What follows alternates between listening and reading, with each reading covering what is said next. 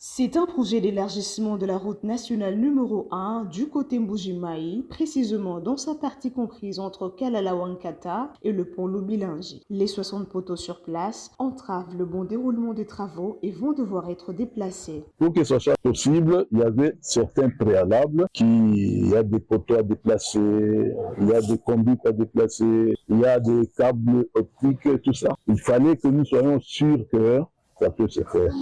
Mais ici, nous avons traité sur un seul cas, qui était le cas du déplacement des poteaux ESNEL.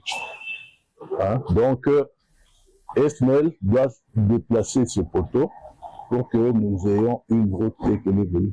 Il y a quelques poteaux à déplacer et les discussions se sont tournées autour de ça et nous sommes arrivés à une solution qui est, je crois, favorable à tout le monde. Pour ne pas priver la population du courant électrique, cette opération se fera en 2 séquences.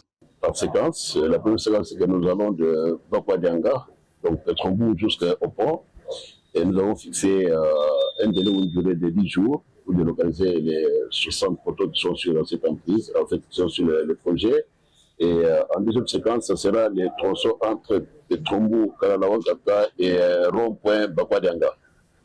C'est autour de ça qu'un état de besoin chiffré doit être présenté ajusté pour voir dans quelle mesure la deuxième séquence puisse se faire. Et du reste, tout s'est bien passé dans l'harmonie.